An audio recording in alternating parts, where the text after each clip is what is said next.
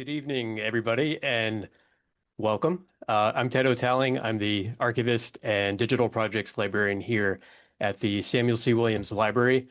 And tonight we're here to celebrate 150 years of the Stevens Alumni Association, which since its founding in 1876 has helped sustain the traditions, the spirit, as well as the sense of community that continue to shape the historical record of Stevens today. And it's a shared history that's been weaved from the experiences, memories, and achievements of every student, staff, faculty, and administrator that has passed through the halls of the old stone mill here. So although we'll never be able to collect and preserve every single experience, we as archivists, we do try to do as much outreach as we can to the wider Stevens community through events like this that not only help us connect with you, but allow you to see yourselves across many generations through the types of shared experiences and traditions we'll be discussing today.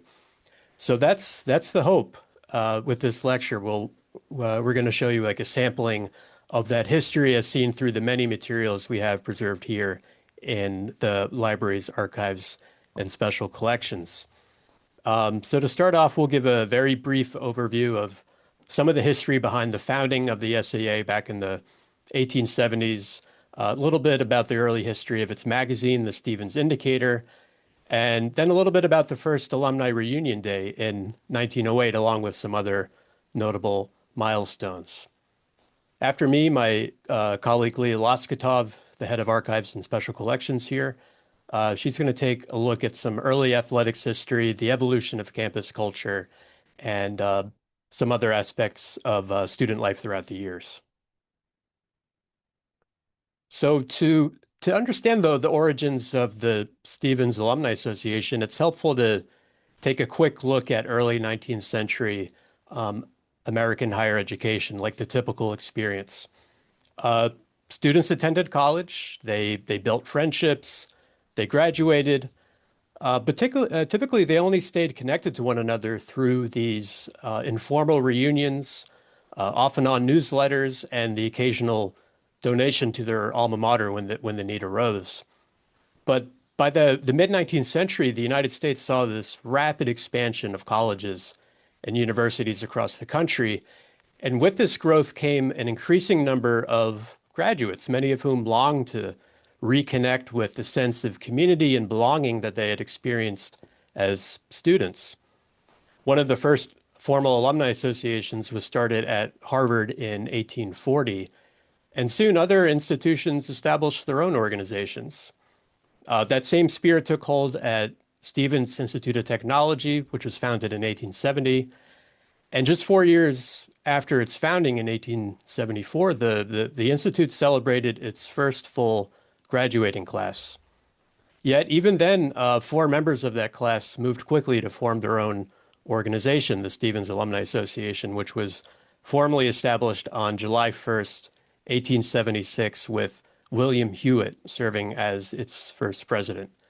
And according to the SAA's original constitution, its object was to, quote, cultivate such social relations as shall tend to foster among its members a sentiment of regard for one another and of attachment to their alma mater, and to promote in every way the interests of the Institute. In 1876, the Stevens alumni body, which was comprised of a mere 34 graduates, but already at this point, 25 of that 34 joined this new association. So it was a modest beginning, but by 1904, we see that number had already grown to about 711 members. And coming to the Stevens Indicator, which later became the official publication of the Stevens Alumni Association, but it didn't start off that way. It was originally a student-run newspaper run by 7 undergraduates who really wanted to document student life, athletics, and the many other extracurricular activities that shaped their own experience at Stevens. According to C.W. Whiting, who is a member of the class of 1884, and the paper's first editor-in-chief. The idea grew out of a real concern that the Stevens's expanding body of alumni were becoming increasingly disconnected from their school. Graduates, he noted, often, quote, heard and saw but little of the progress of their alma mater, and their sense of connection was beginning to drift. At the time, there was no true student newspaper offering monthly updates on campus life. Our current student newspaper wouldn't be first published until 1904. So to fill this perceived gap in the 1880s, Whiting and a small editorial team drawn from the sophomore, junior, and senior classes produced the first full issue of the Stevens Indicator, which had its first issue in January 15th, 1884. It was initially published monthly during the academic year and sold for about 20 cents a copy, or a modest $1.50 for an annual subscription. So the first issue that we see pictured here included a recap of that year's football season against teams like Yale, Princeton, Harvard. There was a column of student gossip called the Stuffing Box. There was updates on what was then groundbreaking research being done into incandescent lighting at the recently established Department of Applied Electricity. And of course, there was some literary expression with one poem titled Skating with the Girls, about young love in Hoboken along the frozen expanse of the Hudson River. So everything you would really expect from a monthly college newspaper. But how did it get its name? Why was it called the Indicator? In the research, I found that the name comes from the steam indicator, which was an instrument used to measure engine performance, and it kind of reflects like the very deeply technical curriculum, especially in mechanical engineering, of Stevens at the time. So every student would have been familiar with like the principles of not only mechanical engineering, but of steam power, the pretty much the dominant research being conducted at Stevens at that time. So writing on the paper's origins in a 1922 letter, the first editor-in-chief, Whiting, explained that the indicator revealed the inner workings of a machine, measuring pressure, ensuring safe operation, and preventing any catastrophic explosions. So the name he felt was fitting. The publication, he thought, would act as a tool for revealing the inner workings of the Institute, keeping both students and alumni closely connected to their shared experience at Stevens. So although it has undergone like a number of editorial and stylistic changes over the decades, the Indicator largely stayed true to its original vision of being this kind of like a living record of all the major and minor milestones that have defined Stevens' history, while also helping to connect the growing number of generations of alum who shaped and continue to shape that history.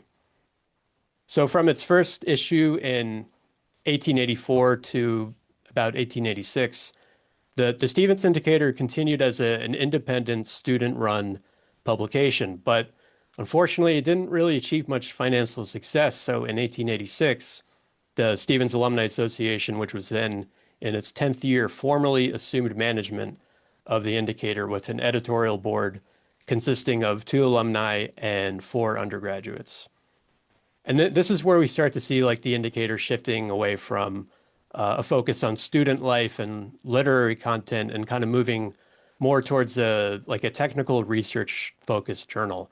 It featured contributions from faculty and, this ever expanding network of alumni engaged in late 19th century science and engineering. So you start to see articles with titles like The Chemical and Physical Examination of Portland Cement and Contemporary Steam Valve Design in Subtropical Environments and, things along those lines. And so this kind of shift to being like a peer-reviewed journal was largely influenced by Henry Morton, Stevens's first president and the former secretary of the Franklin Institute in Philadelphia. Morton saw the Indicator as like a vehicle for elevating Stevens's scholarly reputation and kind of like extending its influence within the broader scientific community and putting Stevens on the map. And it wasn't really until 1922 that the Indicator began to take the form that, is more familiar to us today, shifting its focus once again, this time towards alumni news, class notes, club activities, and reports on Stevens-related events going on around the country. So in doing so, 1922, it kind of reestablishes its role as like a vital link between the Institute and its graduates, and really helping all these graduating classes stay connected to one another.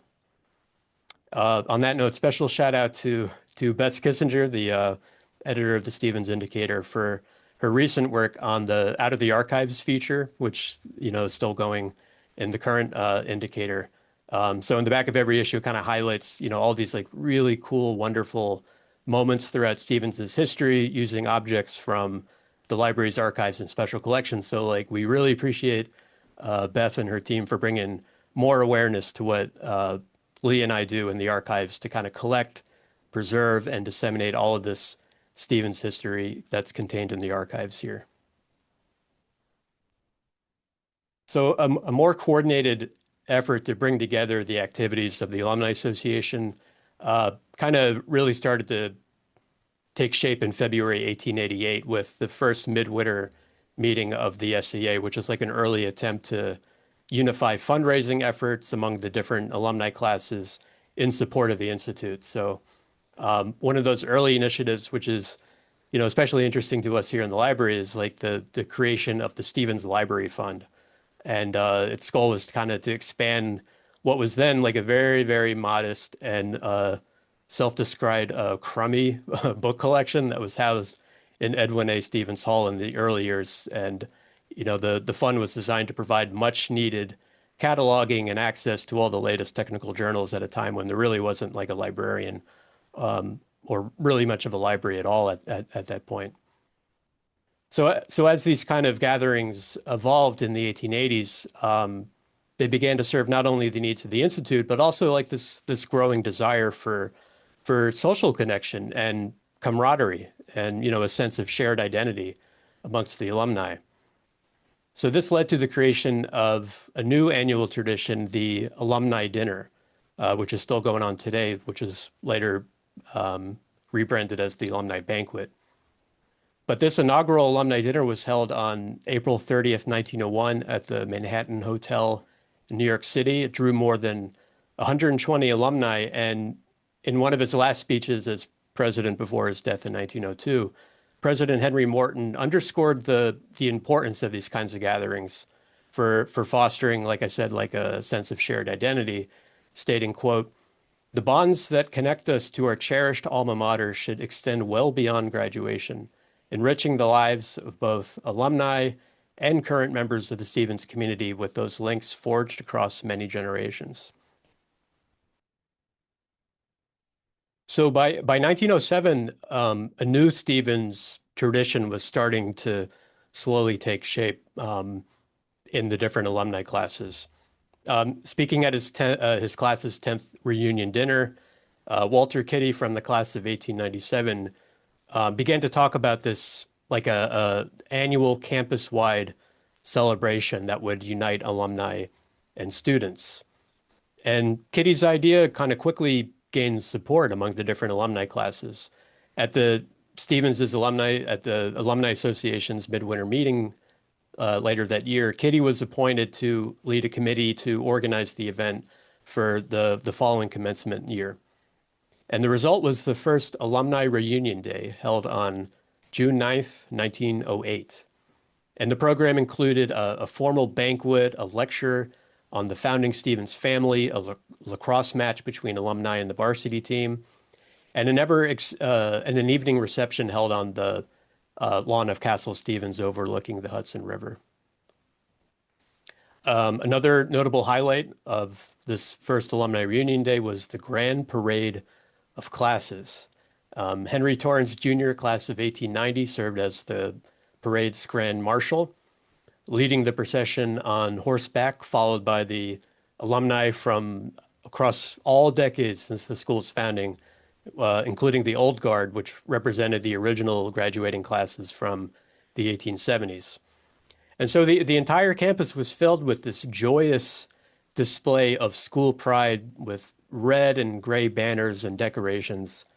covering every square inch, building, and telephone pole across campus. And this first alumni reunion day marked like a critical turning point in Stevens's history, in uniting both current and former generations of Stevens students into this one big celebration that perhaps for the first time really fostered like a very tangible sense of shared identity for all that attended. As former Alumni Association Ernest Peabody later observed, he said, quote, "It was, in short, the most important thing which had ever been done by the Alumni Association." And with each successive alumni reunion day, class ambition and the competitive spirit intensified as each group kind of sought to outdo the previous year's festivities and programming. So by the fourth alumni reunion day in 1911, the celebration had evolved into something far more elaborate than the original one in 1908. The parade portion in particular kind of took on the character of like a mini Mardi Gras, featuring like these full-sized floats and themed costumes like you see here that drew on Stevens history as well as on popular culture and current events. And that year in 1911 held special significance for Stevens because it marked the transfer of Castle Stevens, the longtime home of the founding Stevens family, which used to stand on the promontory of Castle Point overlooking the Hudson. It marked the sale of that building to the Institute. So it kind of firmly established this historic building as like the center of campus life and a lasting link to the Institute's origins with the Stevens family. Colonel Edwin A. Stevens, whose father Edwin founded Stevens, delivered the keynote address and presented the ceremonial key of Castle Stevens to President Humphreys before the parade. So in honor of the occasion of this sale of Castle Stevens to the Institute, the 1911 parade largely paid tribute to the engineering achievement of Colonel John Stevens, the father of the American Railroad, and his sons, Edwin and Robert, as you can see in these photos. So one class, also recreated the famous Wright brothers flyer, which is demonstrated a mere 8 years previous.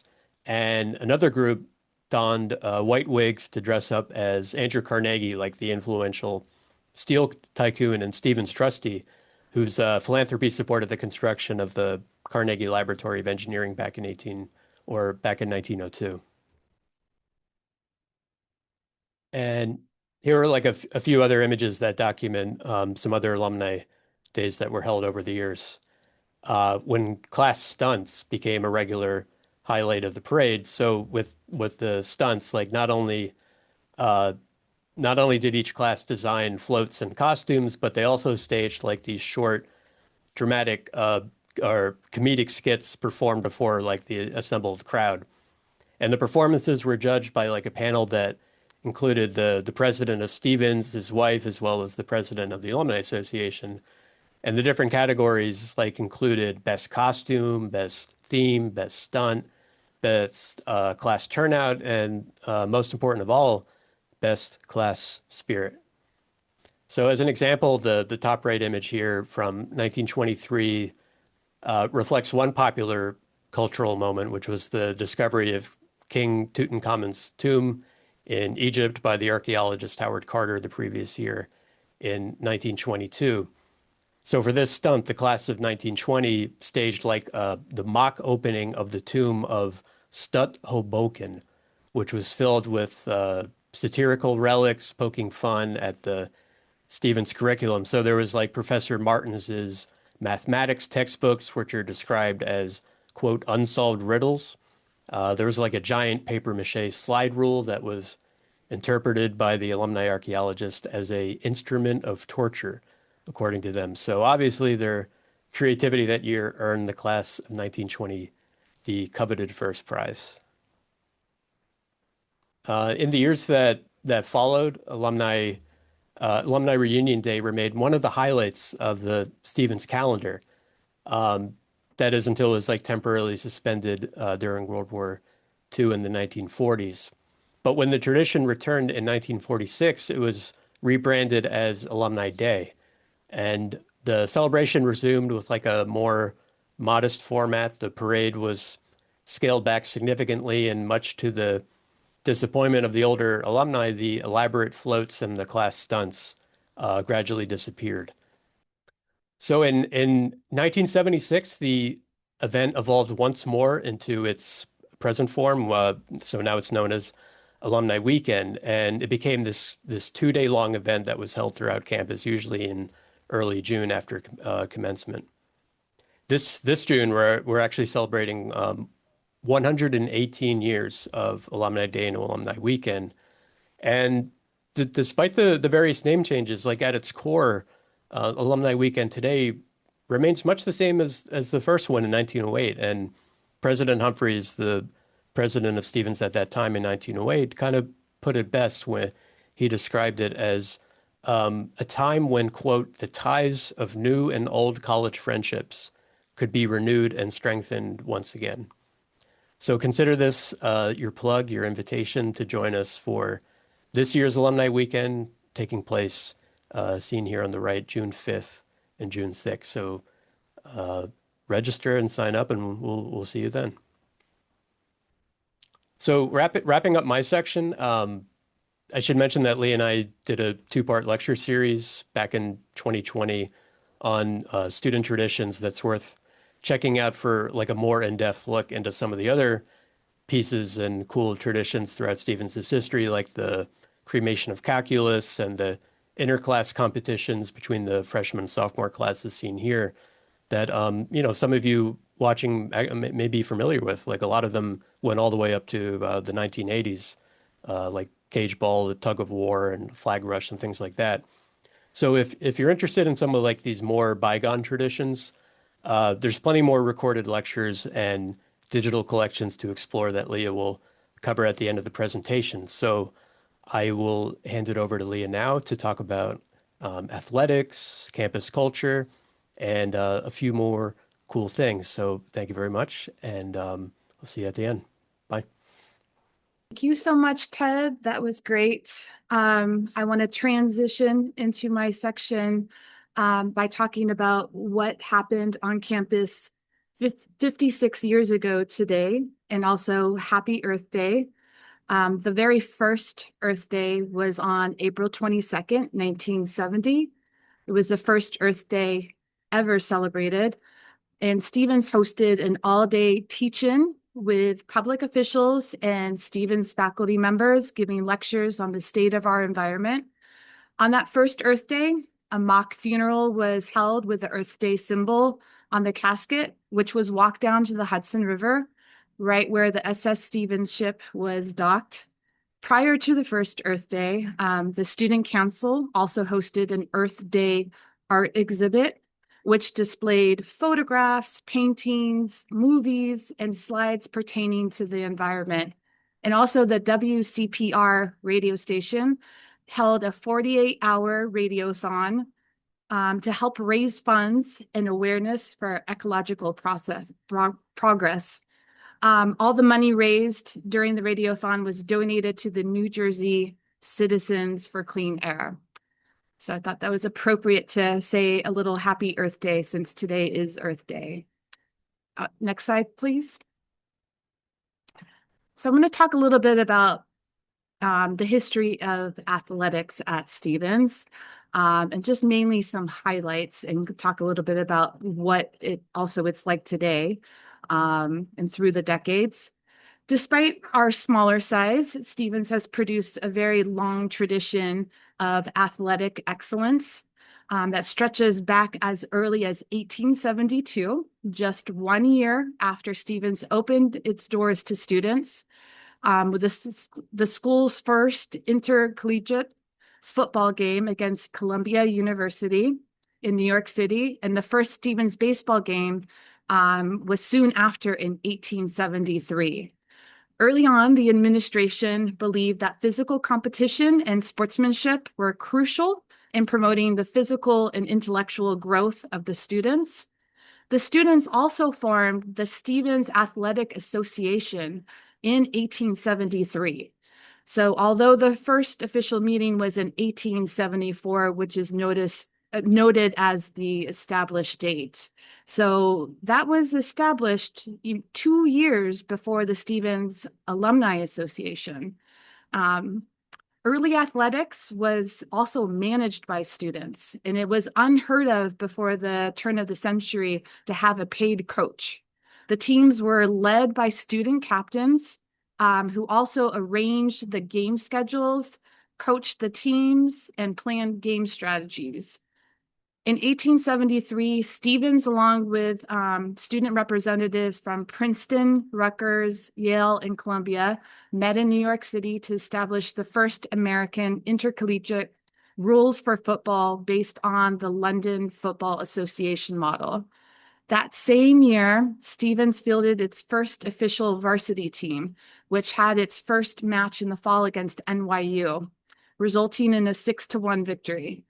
From that first game, though, through its last in 1925, Stevens' football team played for 52 seasons. These early student athletes not only launched the university's early athletic program, but were also part of a larger movement to define and standardize intercollegiate football. Football in the beginning was not at all what it is today. There were no standardized rules for gameplay. Instead, visiting teams would play by the home team's rules. Games were scheduled informally between personal contacts on the respective teams and were often canceled if not enough players showed up. And in those days, around 20 players from each team were on the field at one time. Bear in mind, in 1873, the Stevens student body was only 75 students, which meant that nearly 1/4 of the college campus was required to field a team. Early football was violent, chaotic, and more like a disorganized hybrid of soccer and rugby. The game's violence attracted national attention, and they realized that they needed some more standardized rules. So Stevens met with Princeton, Yale, Rutgers, and Columbia at the Fifth Avenue Hotel in New York City in 1873 to find some consensus on scoring, passing, and tackling, and established the Intercollegiate Football Association then. And then in 1876, the rules were further refined, reducing the number of players on the field to 11, which is what they play with today, and replacing kicked goals with touchdowns as the primary means of scoring. In 1885, Stevens competed impressively in football against City College with 12 wins, 1 tie and 1 loss. The 1885 game was won by Stevens' team with a great score of 162-0. But this sounds less impressive when you learn that Stevens also lost that same season to Princeton 94-0. 1919 was a great season for Stevens football and saw Stevens undefeated and untied with impressive wins over Columbia, NYU, Princeton, Rensselaer, Worcester, and Haverford. A December 1919 Stute article recounted the atmosphere of the celebration following the team's undefeated season. Almost 1,000 undergrads and alum gathered in the gym at a dinner and a smoker in honor of our undefeated 11. Every man was given a corncob pipe and a bag of Prince Albert, which was tobacco. In the years that followed Stevens' exhilarating 1919 season, the program's record began to decline. The sport started to become too competitive. Stevens always based admissions criteria on academics, while some of its competitors started to offer athletic scholarships, as well as funding for better training and facilities. As Stevens continued to lose to better resourced teams, serious student injuries increased from playing football, and it was banned by President Humphreys in 1925. Baseball, move on to baseball now. Baseball started at Stevens in 1873, but didn't become a varsity sport until 1906, when the first full-time coach was also hired. Between 1876 and 1893, baseball was played on a club basis as well, and the sport itself was very different in the 1870s. It would have looked more like softball with a fast underhand pitching, and players rarely wore gloves in those early days, except for maybe the catcher who would wear a very thin glove. The early Stevens baseball team had a lot of ups and downs, and even in the 1894 Link yearbook, baseball is described by the students as a prolific series of complications. But the Stevens baseball team did see some success in those early years as well, against other colleges like Princeton, Yale, Rutgers, and Harvard. Before the first athletic fields were constructed in 1907, the Stevens baseball team would play their home games at the nearby St. George Cricket Grounds, which is current-day Columbus Park in Hoboken. Also, Elysian Fields, which is now Elysian Park. Batting practice presented some other problems with interesting solutions in 1912. The team held their batting practice at the Holland American Piers on Fifth Street. Later, a batting cage was installed on the roof of the Navy building, a building that was built by the Navy in 1918 and torn down in 1985, and is where Babbio Center is currently located. Today, the current athletic fields host a beautiful baseball diamond for the baseball team to practice. And then just good to note that one of the most successful teams was in 1952 with an impressive 8-3 record and winning streak that included a complete no-game, no-hitter against Wesleyan. Next slide, please. So it was in President Humphrey's 1925 commencement address, to the shock of students and alumni, that he announced that the ban on intercollegiate football at Stevens, citing its distraction from academic life, lack of competitive success against better funded schools, and most importantly, the drastic increase in student injuries on the field. After the demise of football in 1925 at the varsity level, the school focused its resources more on baseball, basketball, and the lacrosse teams. After football was banned, Stevens classmates from the class of 1911 held a funeral for football in 1926 on Alumni Day. The class of 1911 also had a very successful football season, so they were probably a bit more disappointed about the banning of football. In 1916, the William Walker Gym was completed, and that ushered in a whole new era of indoor sports at Stevens. The basketball team was started in 1916 with the opening up of Walker Gym and coached by the newly appointed Director of Physical Education, John A. Davis, otherwise known as Doc. Those first 10 to 15 years of basketball at Stevens was exciting, and they competed with teams like Rutgers, Dartmouth, Princeton, and NYU, often playing in front of overflowing crowds packed into the Walker Gym. Wrestling started in 1919, and then swimming in 1921. Wrestling would stop actually in 1926 and get reactivated in 1977. Another indoor sport, fencing, started at Stevens in the 1930s and is still going strong. Also, lacrosse, starting in 1885, is well known for being the oldest continuous running lacrosse program in the United States.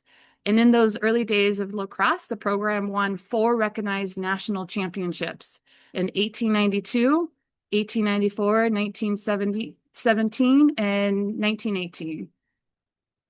Next slide. When Stevens became coeducational in 1971, women participated in athletics with the first women's varsity sport, women's fencing. Linda Volkemer was hired as a first female coach at Stevens and became the first female tenured faculty also at Stevens. The women's fencing team qualified for NCAA finals in 1982 and 1984. And Volkemer has also been quoted as saying this about her players: being up on the strip increases confidence tenfold, and we give all students from beginners to advanced the chance to get out there and perform. Women's tennis started in 1983, and in 1986, women's volleyball started. But I have to say, sports definitely was maybe not as serious as we take it today. You could tell from some of the brochures in the archives. There is one athletics brochure that was published in 1976 where it states in the intro, Stevens is not a school noted for its big-time prowess. In fact, the college is not a major power in any sport, nor does it exploit its students for profit or publicity. And that is something like a brochure that they would hand out for recruiting people. So it's a little bit, different today. Not that they didn't take it seriously and they had amazing players and championships, but it was thought of very differently back then. And the administration was really focused on the care and fostering of the overall student population. And as I was going through this history as well, I realized that it's very apparent that the history of athletics at Stevens has always been what the student body wanted at that time. They're willing to always support and understand the development and help develop the character and healthy bodies, but really the students were the ones advocating for the athletic programs that they were interested in. So you see kind of like a different shift over the decades in some ways. Today, back in 1977, 78, Stevens was NCAA Division III member, Mid-Atlantic Conference member, but then that kind of lapsed and we competed in the Skyline and Empire 8 conferences until 2019. So just recently, we rejoined as a full MAC NCAA Division III member, so we can compete under one umbrella, basically. The Athletics Hall of Fame started in 1989, and we now have, new nominations annually. And also just to highlight, this is just a highlight of athletics. If we'll have a survey that will go out at the end of this presentation, probably tomorrow, and we can spend a whole hour delving deep into athletics. So this is just really a snippet. So if you would like us to focus more on athletics or anything else, any other topics, we would be happy to accommodate that. Some more recent MAC championship highlights at Stevens, the top seeded men's volleyball team, women's tennis, women's swimming, women's volleyball, men's soccer, women's soccer. Today, the school spirit and the enthusiasm for athletics is very infectious. We have a lot of tailgate parties and there's a lot of participation for sure. Next slide, please. All right, you cannot talk about school spirit without talking about Attila, right? So just a little history on Attila and a little bit of Attila's transformations over the years. Attila first started in 1904 by the Stute staff. They wanted to reignite some school spirit and develop a mascot, which was Rhodo the duck. And back then, the Stute was a bi-weekly publication. They would always have these beautiful drawings of Rhodo the duck included in their publications. But Rhodo was last seen in 1907 at a Rutgers-Stevens football game. And then Rhodo disappeared for a very long time. And then in 1967, Jerry Crispin of the class of 69 wrote a piece in the Sporting Comment about how the Stevens mascot had been missing for over 60 years. And it reopened this interest of having a mascot, having an official mascot, which they did not have at that time. So 1971, there's a campaign to vote on a mascot, and Attila was officially voted on March 22nd, 1972. So we can kind of think of that as Attila's official birthday. So March 22nd, 1972 is when Attila was officially voted on. And you could see the different costumes of Attila over the years. And I have to say, I've been a handler for Attila before, and props to Attila because it is limited vision in the costume and it seems very, very hot in there. So many props to them. Next slide. So as Ted mentioned earlier, the historic Stevens family estate, the Castle Stevens, was transferred to the university by 1911. And in 1911, it also became the first campus lodging. There were no residence halls on campus. And in the early days, Stevens was definitely more of a commuter school. So in 1911, the Castle Stevens could lodge 44 students. One of those students was our famed alumnus, the artist Alexander Calder. And the castle also housed the dining hall and later some administrative offices until it was taken down in 1959 to make room for the House Center. In 1937, we built the first actual residence halls, which was Jacobus, which is no longer on campus, and Palmer, which is still here. And Jacobus was also meant to be a social center for students as well. But it really only could only lodge about, Palmer 76 students and Jacobus at that time 21. But of course, there is the SS Stevens, the first floating dormitory, and one of the most unusual pieces of Stevens history, and serves as a short-lived but effective solution to the burgeoning student population of the 1960s. Originally named the USS Dauphine, the ship was built during World War II to serve as a naval attack transport and saw combat action in the Pacific, probably around 1944-45. After the war ended, the Dauphine was converted for use as a cross-Atlantic cargo liner named the SS Excordia. Eventually, the aging ship was purchased by Stevens in 1967 at a significant discount to serve in its final incarnation as the world's first floating dormitory. After extensive renovations at the nearby Bethlehem Steel shipyard in Hoboken, the SS Stevens was docked at the 8th Street Pier at the foot of Castle Point on the Hudson River, where it stood from 1968 to 1974. The ship housed approximately 150 students per year. Though it had a short life in Hoboken, the ship was certainly iconic and stands out in the minds, I'm sure, of many alum who either maybe lived on the ship or had memorable gatherings aboard the ship. All right, next slide. Oh, just a little bit of then and now. So today, much different situation, much bigger student population. So we have the beautiful new University Center towers and Harry's residential tower that houses close to 1,000 students, which we've grown so much since then. See, next slide. All right, so talk a little bit about campus events.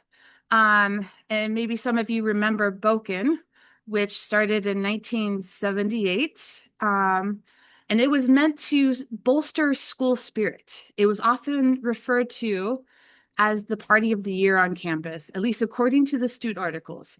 The first description of Hoboken from the 1978 Stute states, Hoboken is a carnival with all the trimmings. Hoboken is a mixture of parties, ice cream, square dancing, mixers, relay races, shows and games. I love the relay races with the shopping carts. I always love those images.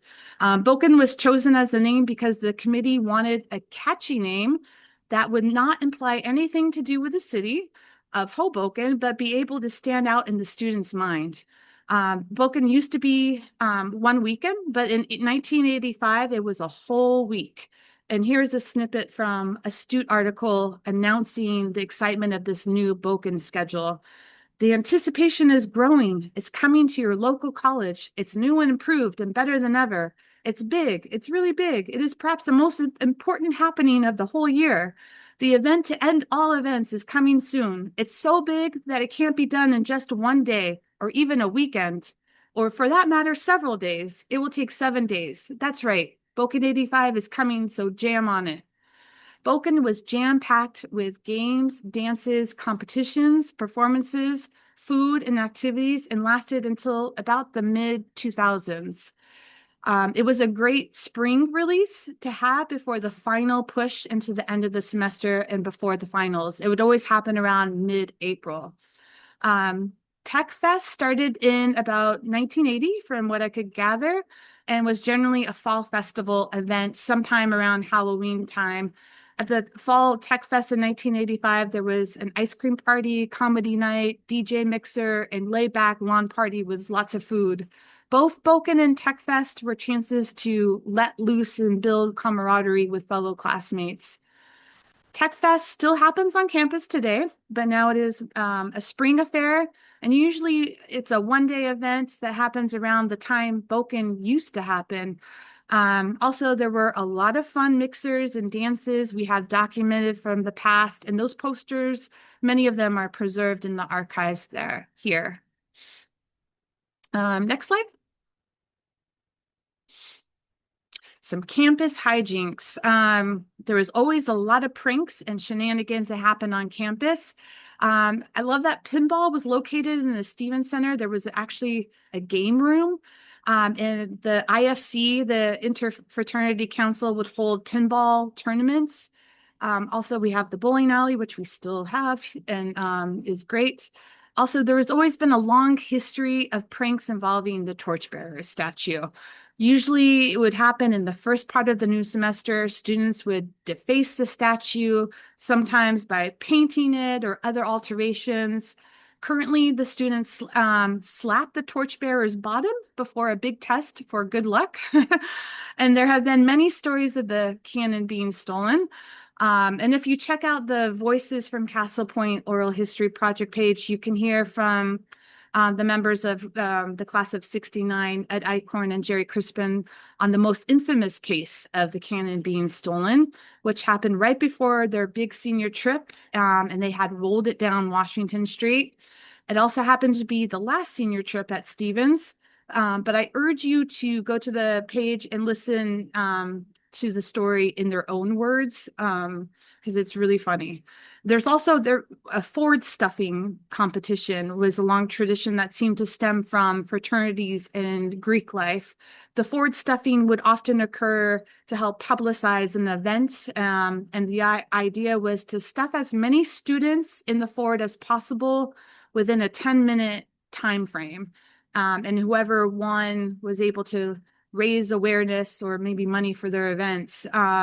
Usually, I think the 10-minute time frame for stuffing the students was like it actually took them way longer to get them out of the car than that 10 minutes, according to a lot of articles. All right, next slide. Just going to some current traditions, the Founders Day Ball, which the inaugural ball started in 2009. And we try to celebrate Founders Day, which is February 15th every year here at the library as well. And maybe pull some historic items or do an event or something. So that's been a pretty great tradition that I feel like the students always look forward to every year. It's student run, they plan it, they promote it. It's really their event. And it helps honor our history and also connect with camaraderie as well. And usually they have it at a fabulous location like the Liberty Science Center or somewhere like that. Next slide. But looking in the archives, I was realizing the previous junior prom kind of reminded me of the precursor to the Founders Day Ball. Because it also always happened around Founders Day, even though it wasn't technically connected to Founders Day. But it always would be in February, around February 15th. So I thought that was interesting. So maybe they kind of were connecting it without actually saying it outright. And again, they would always have this beautiful dinner and dance, usually at a beautiful hotel in Manhattan or in New Jersey, like the Waldorf Astoria in Manhattan. Sometimes they would have it at the castle. The junior prom would be at the castle. Again, it was student-run events. as students would be a part of a committee to plan everything and put on this, beautiful event every year that they obviously looked forward to every year as well. All right, next slide. All right, campus hotspots. We got to talk about the rat. And some of you might have went to the rat. Some of you might have just heard about the rat. On February 1st, 1974, the Colonel John's Rat Skeller, also affectionately known as the Rat, or sometimes even Skeller, was officially opened on Stevens campus. The efforts of this project had started about 7 years earlier and was a collaboration between Stevens students, faculty, alumni, staff, and the administration. The official name was incorporated was the Stevens Rathskeller Association, and it was a student-run organization sustained by paid memberships. Back then, New Jersey state law had just lowered the drinking age to 18 in 1973, right before the Rat opened, making most students legal drinking age. In 1980, the drinking age was raised to 19 and then 21 in 1983. The Rathskeller served as the campus pub, but was also a cafe that served limited food options. Students would have to register with the Rathskeller Association and show proof of ID to be a member and to be served alcohol. The Rat was located where the Colonel John's Cafe is now located on the first floor of the Howe Center, even though I believe it is closed at the moment. It was intended as a nonprofit to assure that prices would be kept at a minimum so that students would stay on campus rather than go downtown to Hoboken. There were bylaws, an elected board, membership rules, annual dues required. Only members were allowed in, but a member could bring guests, and there was a guest book that people would sign to help to keep track of who was there. We have some of those guest books in the archives. There were a lot of fun parties that happened there, and it was also a chance for students to grab a beer, maybe with a professor, administrator, and have a more informal conversation. The radio station, WCPR, would also do events there, and bands would play, and parties would be scheduled. But one of the most popular annual parties was the Halloween costume party. And we have a lot of great photos of the Halloween parties that were held there. A consistent problem of the Rat was the constant theft of beer mugs, pitchers, and signs, which added to operating cost as new mugs always needed to be purchased. The thefts would happen more frequently on Friday and Saturday night when the Rat was the busiest. Reports of these thefts started the same year that the Rat opened in 1974. Unfortunately, we don't really have any artifacts of the Rat in the archives. We only have photographs and some documents and Stute articles. My personal favorite is that drinking and thinking sign, which you can see in the photo here. Requests to return mugs were made in the Stute frequently because mugs were rarely returned, the prices at the Rat needed to go up, contributing to the financial shortfalls that developed. If you happen to know the whereabouts of some of these mugs and signs and would like to return them to Stevens to be added to the archives, we would gladly accept them, no questions asked. The Rathskeller was officially closed in 1998, and it's now its next life was the Colonel John's Cafe, which is again now closed at the moment. Next slide, please. So Hoboken hangs. I think all the different generations of alumni have, their own special memories of Hoboken and a different version of Hoboken, maybe, over the decades. So here's just a little memorial of some of the hangouts we've heard from alumni over the years.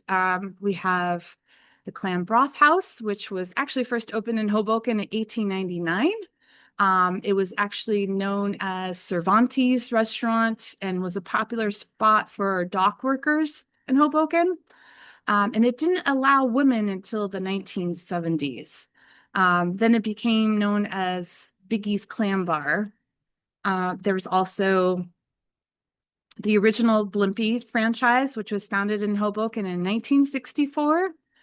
And also the chatterbox, which I know a lot of alumni have mentioned before. And the chatterbox is kind of elusive because there's really no photos of the chatterbox. I could only find the sign. I even asked Hoboken Historical Museum if they had photos of the chatterbox, which was around for a long time, for decades in Hoboken, but no one seems to have any photos of it. I think people were having too much fun, probably. But I love this little survey of from the student in the late 1950s talking about, where do you spend most of your time? And, in second place is the chatterbox. And also that quote, they sell you a meal ticket before you have a chance to sample the eggs that look and taste like they were laid by a chicken who took an overdose of X-Lax. Explains why so many students frequent the chatterbox. They are disinfecting their ulcers with alcohol. The chatterbox closed maybe in the I don't know exactly when the chatterbox closed, actually. I couldn't find that information, but I do know that it became a place called Stinky Sullivan after, and it's currently in a location that is now O Bagel, the bagel shop. All right, next slide, please. Also forgot to mention the last slide, the Benny Tudino's has not really changed at all these years since 1968, since it opened. Also, Maxwell's, it's been known, the club Maxwell's has always been known as the best club in New York City. And I'm sure a lot of Stevens alumni went to shows there while they were going to school at Stevens. The Brass Rail has been open since the late 19th century in Hoboken, probably different versions of it, but it's still here. Historic Dukes, originally built in 1873, but it survived 2 fires, and then it was torn down in 1985. The one thing that really does look the same is the PATH station in Hoboken. So that's the PATH station from 1983. But then RIP Maxwell House Coffee Factory. So I'm sure a lot of students would smell that coffee every day and have that, it would trigger that memory of being back in Hoboken. All right, next slide. So preserving memories. What makes Stevens unique is the students and alumni. We always, tell students today and tell alumni, we want you to come back and see yourselves in the history here.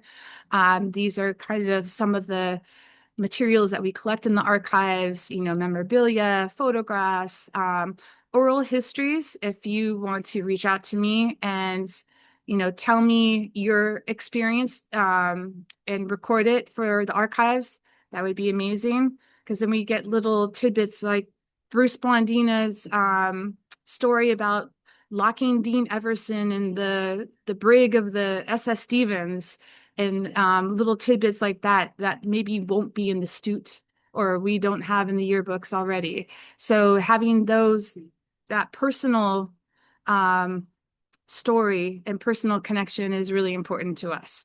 And again, like, you are what makes Stevens history interesting and unique. So let us know with the survey what else you would want us to maybe do a lecture on, if there's any kind of topics that you've been really wondering about that we could really delve into. And always feel free to reach out to me or Ted for any kind of like reference inquiries or for any information on the history of Stevens. So thank you very much. Oh, the next slide is,